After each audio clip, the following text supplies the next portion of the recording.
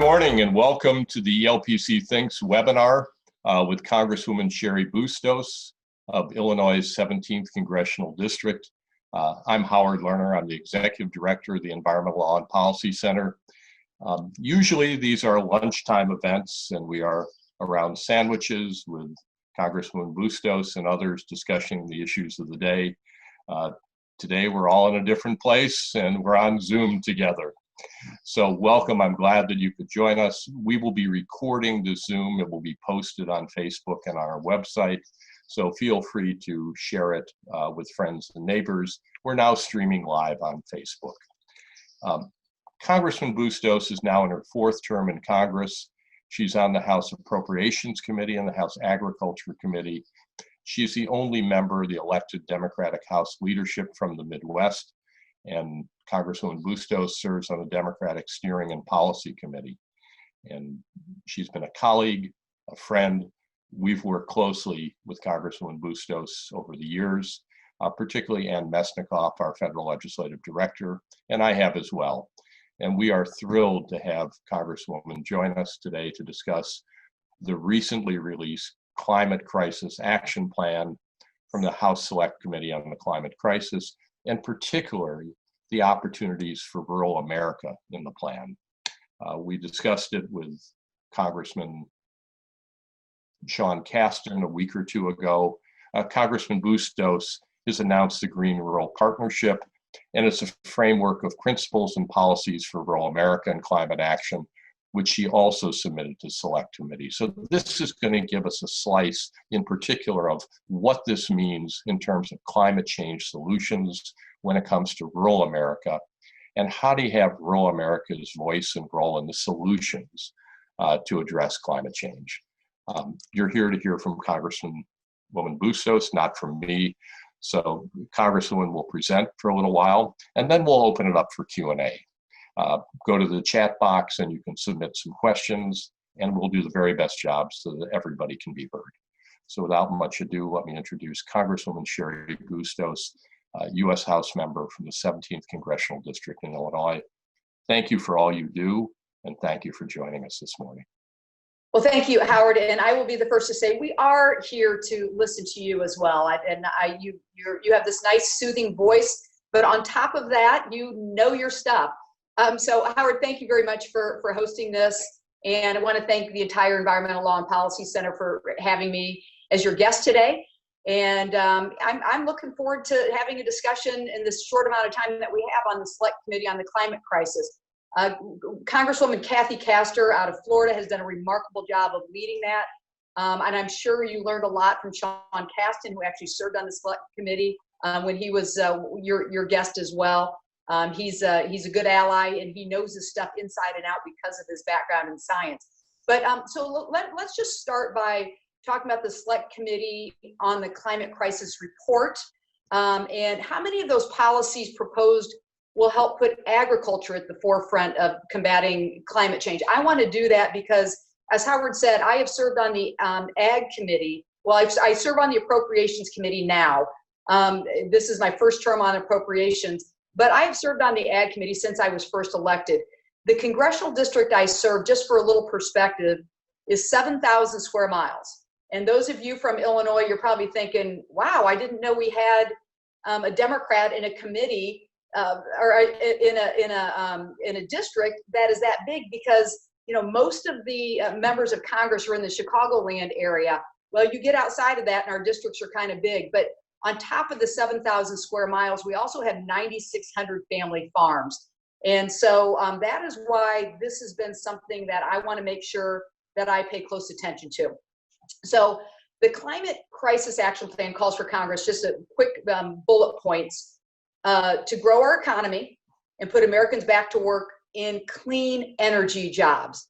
We've got to make sure that we're looking out for the environment, but we've also got to make sure that we're looking out for the economy at the same time. And I think we can accomplish that. That we protect the health of all families. That actually should be number one on this list. That we make sure our communities and our growers and producers can withstand the impacts of climate change, and that we protect America's land and waters for the next generation. And I know we're all together on that. I told you a little bit about the congressional district I serve. It starts in central Illinois in Peoria, goes west of the Mississippi River, follows the Mississippi River all the way to the Wisconsin state line, and then over to Winnebago County where Rockford is. As I mentioned, the 9,600 family farms in the congressional district, that is my family's background. I grew up in a long line of family farmers. I was not a farmer myself, but that is my family's background. So that is what I bring to my role as a member of Congress. But I'm always, my professional background was, I was a journalist, and then I worked in healthcare. But as a journalist, my comfort zone actually is doing more like what Howard is doing today, and that is asking the questions and listening. I like to say that God gave us 2 ears and 1 mouth, and we should use those proportionately. So what I do every year, now COVID is going to change this a little bit, but I spend the entire month of August doing what we call the 21st Century Heartland Tour. And I drive from county to county and just listening to people. And so specific to agriculture, that is how I get a lot of our ideas. What I learned in our last 21st Century Heartland Tour is that these farmers have never seen anything like they are living through like right now, as it pertains to weather. As I told you, the entire western border of our state and the congressional district I serve is the Mississippi River. And then we have the Illinois River running through the southern part, and the Rock River also obviously going into the Mississippi. So this flooding that we have seen in recent years has been absolutely devastating, and just the unpredictability of the weather and what that is doing to our farmers. And it's a wake-up call for them. They are worried about their own future. So with the climate change impacting obviously more than just the coasts, I think a lot of people just think of the coasts when they think about climate change. We know differently because of where we're physically located here in the Midwest. But we have communities all over this congressional district and others like it who are on the front line of this climate change war. So we need to make sure that rural America is part of both the conversation and the solution. And so that is why, as Howard alluded to, that we wrote out of my congressional office what we call the Rural Green Partnership. What I saw in some of the other climate proposals was more that the fingers were pointed at us in more of these rural areas, and especially in farmland and farm country. And so we wanted to make sure that the framework looked at how we can utilize and engage the heartland to combat climate change. And so that's what this Rural Green Partnership outlines. And we submitted that as part of the Select Committee on the Climate Crisis. So just a few things that I want to mention as part of this. We submitted the full report to the Select Committee, and they did a wonderful job of incorporating some of the key elements. The main points of this is increasing agricultural resilience through climate stewardship, reducing agricultural emissions, increasing federal capacity to provide assistance to farmers, and supporting renewable energy and energy efficiency on farms. So if I can, Howard, if I can just go into a couple details on this, and then we can engage a little bit. But so go for it. Okay. The Rural Green Partnership calls for increasing funding for conservation programs and making more acres of land available for federal assistance. I think that's a very important component. We talk about strengthening our support for existing conservation programs, that we can incentivize the adoption and maintenance of conservation management farming practices and maximize soil carbon sequestration. There's got to be some incentive in that. I just think that's a very important part of it. The Rural Green Partnership would incentivize the adoption of maintenance of precision agriculture. Right down the street, I'm calling you, I'm on this line right now in Moline, Illinois. So if you can see a little sunlight coming in, that is the Mississippi River right outside my window. River Drive is right on the other side of that. And if you keep going down the street, that is where all of the John Deere combines that are all over the world are made, right literally a mile down the road from where I'm calling you right now. So when we look at precision agriculture, places like John Deere have to be part of that equation as well. But the conservation management farming practices need to be partnered with increased funding and support. The framework also calls for incentives for integrated crop and livestock operations so we can maximize soil carbon sequestered, that are sequestered in cropland. And then the other component of this is increasing federal capacity to help our farmers by expanding the number and availability of conservation experts who can advise our producers. You know, this is a learning process for a lot of our growers and producers. So that has to be part of it as well. The experts are capable of offering customized one-on-one conservation assistance and can help our growers and our producers maximize the conservation practices. And then lastly, let me just bring up maybe one other proposal as part of this, but expanding loans and grants that are available for farmers and ranchers to improve energy efficiency and energy generation. So, you know, we're talking about innovative conservation farming practices, working to reduce agricultural emissions, and providing the tools that our farmers need in order to help combat climate change. That is kind of what this whole thing is about. I know that's pretty quick and a lot thrown in there together, but those are the key elements of the Rural Green Partnership that we have submitted to the Select Committee on the Climate Crisis, many of which was adopted as part of their final, or they're not their final plan, but the plan that went public. So with that, happy to turn it back over to Howard, and we can have as robust a discussion as anybody's willing to have here. Let's go for it. Thank you, Congresswoman, right, first of all, for what you're doing, and secondly, for the very helpful explanation of it. As a number of the people on the call know, the Environmental Law and Policy Center was integrally involved in the creation of the Rural Energy for America program, which is one of the programs the Congresswoman described, providing grants and low-interest loans for renewable energy development, solar, wind, and energy efficiency on family farms and ranches and rural small businesses. That program started in the 2000 Farm Bill. It's grown since, and it's been a tremendous success. If you want to read a little more about it, take a look at farmenergy.org, www.farmenergy.org. A lot of questions, Congresswoman, and I'll just try to pull some of them together. Okay. Harry Drucker is interested to hear your views about carbon sequestration through regenerative agricultural practices. How does the legislation you're proposing help encourage that? And what can we do to make it work better? Don Wilkin asks a similar question about effectively incentivizing farmers to adopt regenerative farming practices. Well, you know, I think one of the major components that we have to make sure is part of this is that there is incentive for farmers to do this. I mean, it's just not, we can't just wish this to happen, but it's everything from setting aside the perimeter of farmland to making sure that there is incentive to do that. Let me give you an example, maybe that would be helpful.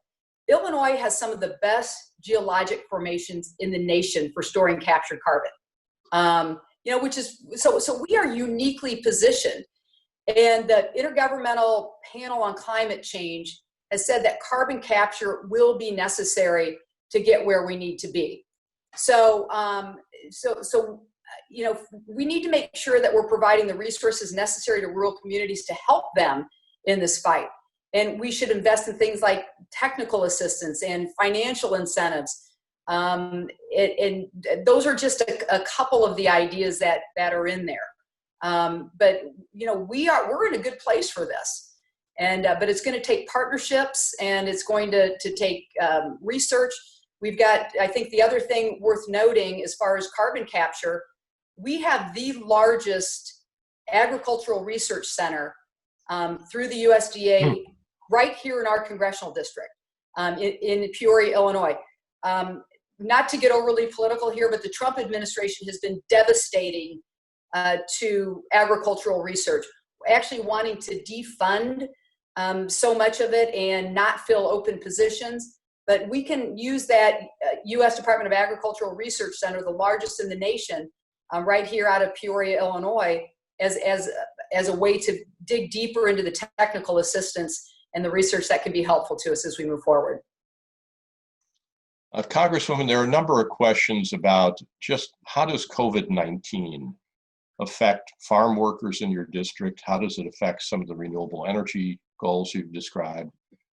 How does it make a difference? In the same way, how do the tariffs on China that the Trump administration has proposed, how does that affect the equation here? Well, first of all, some of the worst outbreaks in the entire nation, and certainly in this part of the country, have been at the meatpacking plants. In our congressional district, we have two very large meatpacking plants, one in Monmouth, Illinois, one in Joslin, Illinois. One is beef and one is pork. And they had to go all the way from being shut down to kind of this slow reopening with major investments in distancing the workers. But there have been, just terrible cases of this that have impacted them. Not to mention things like, where we have an egg farm in Pearl City, where most of the workers there are, it's immigrant labor. And so there has been a very large impact on that COVID has played into, getting the finished product to market. I think the other thing that we're going to learn from is, if you look at agriculture, so much of that has gone to the restaurant industry. And with so many restaurants still being closed or operating at partial capacity, we've got to look at even the food distribution network and how we're going to adapt to that. So I think there will have to be a lot of changes that will come out of this as it pertains to immigration status. And again, the Trump administration has been absolutely, frankly, heartless toward people who have come to our country or want to just succeed in our country. And what was the second part of your question, Howard? The COVID-19 impact on ag, and you had a second part of that. And then there were some questions about how did tariffs play in that as well? Oh, well, again, we've been in this constant, unpredictable place as it pertains to agricultural trade, and now with new tensions that have come forth because of our fighting with China, there's more unpredictability. But I think the long and short of it is we can't go this alone. We've got to have our partners in this, and the Trump administration has just chosen to kind of go it alone as it pertains to trade.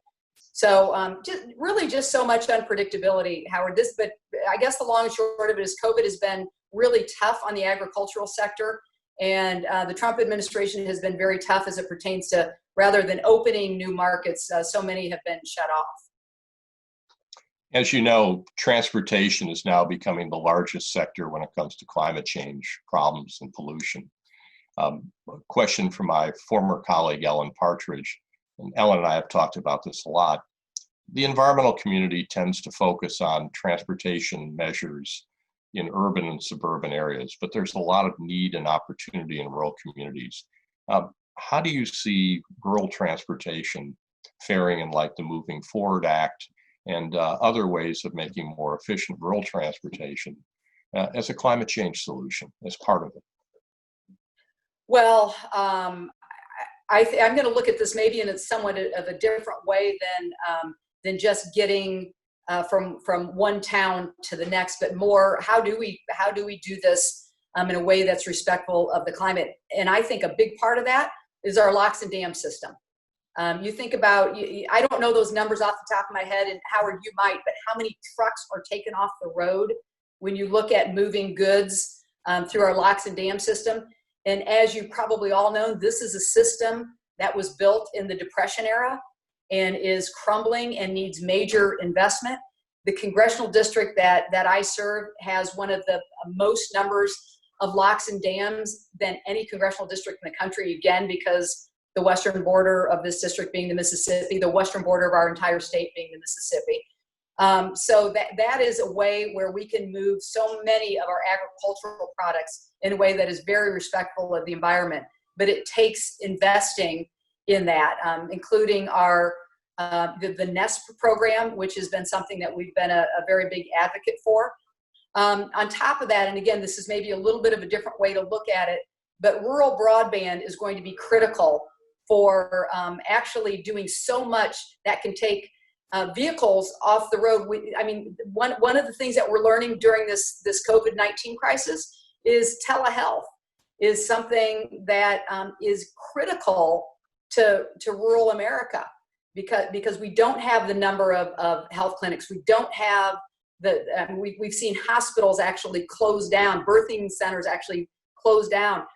People who aren't able to get to the clinics, for instance, because they need treatment at home. What that is going to take is investment in broadband. We have 23 million rural Americans that don't have access to high-speed internet. And so that is part of actually our infrastructure package that we as House Democrats have put together, that it shows also respect to the environment. So again, that's maybe taking a little bit of a different approach to it, but those are the kind of things that I look at from the congressional district like the one that I serve in.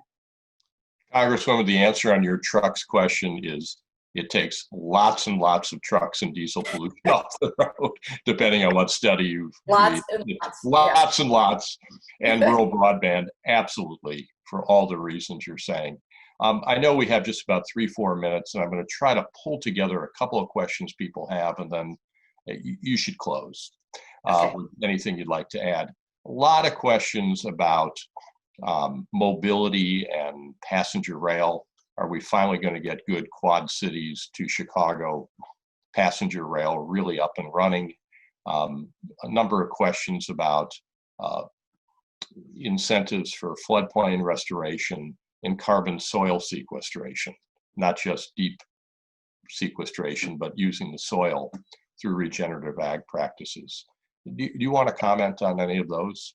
Yes. No, I would love to. So let's start with trains. Look, we as a nation need to set that as a goal to have high-speed rail as part of our long-term strategy. But specific to this area in the Quad Cities was mentioned, we have ongoing negotiations. It very much got stalled under the Rauner administration when, believe it or not, we had this federal funding all lined up, and Governor Rauner was not willing to accept that federal money and delayed it until we got right down to a deadline. We were able to, I guess I'll say, put pressure on him to accept that. We have worked hard legislatively to expand the length of time so we can continue to work on making sure everything is in place for that, the service from Chicago to the Quad Cities. We also now, through Governor Pritzker, we have on the books also to get rail from Chicago to Rockford. And now that is much farther down the line, but that is something that is also on the books at this point. So we feel good that that will happen. It's not going to happen in 2020. It's probably not going to be up and operational, maybe even in 2021, but it will be up and operational in the coming years. This is something I've lived in the Quad Cities for 35 years now, and this is something that we've been talking about. I can't even tell you how long, but it will happen. Carbon sequestration in the soil, absolutely. That is part of what we have in our Rural Green Partnership. For those on this call, if you don't have a copy of our Rural Green Partnership, we'll make sure that I think Howard has that, and we can just give you a link to all of the proposal itself. We can give you a link to the highlights. I'll make sure that our staff has that in there. But a guy in our office named Matt Bright had his PhD, and I don't know exactly the title, but it's like soil conservation. And he was really the leader in our office putting that together. So I can tell you that that carbon sequestration is a very important part of this. And we want to make sure that in any kind of end legislation that we have that in consideration. And the hats off to Howard and the Environmental Law and Policy Center for helping us with that. Before we put it all together, they were advisors for us on making sure that we had some key components in our final Rural Green Partnership. And I guess just for the sake of time, to make sure that I like to start on time and end on time, I think the one other thing that I want to do a shout out for is we have another piece of legislation that I think plays into what we're talking about tonight, but it's called the Social Determinants Accelerator Act. And for those who have followed issues like this, it's basically looking at social determinants of health and how the environment plays into our health. And we got this included as part of our final appropriations bill, and it calls for having $1 million grants for communities that want to put together a deeper look at the social determinants and how that is playing into people's health. So we can also make sure that Howard has the details of that and can get that out to everybody. But let me just close by saying I like input. I like ideas. Please, we are a phone call away in our office. Please share any thoughts that you may have that can help us with anything legislatively that might be helpful to not just the state of Illinois, but the entire Midwest and our entire nation. We always welcome your input. And with that, Howard, thank you very much for the opportunity. We're grateful to you. You're welcome. Thank you very much, Congressman Bustos, for joining us today, but more importantly, for all you do to help make a difference. For those of you who are interested, we posted in the chat box the web link to the Rural Green Partnership. A lot of good things in there, a lot of good information. We look forward to continuing to work with you, Congresswoman, to make things happen and get things done, especially in rural America when it comes to climate change. So thank you. And thank you, everyone, for joining us. This will be posted on Facebook. It's live, and it will also be on the LPC website. More information to follow. So thank you very much. Thank you, Howard. Thanks, everybody.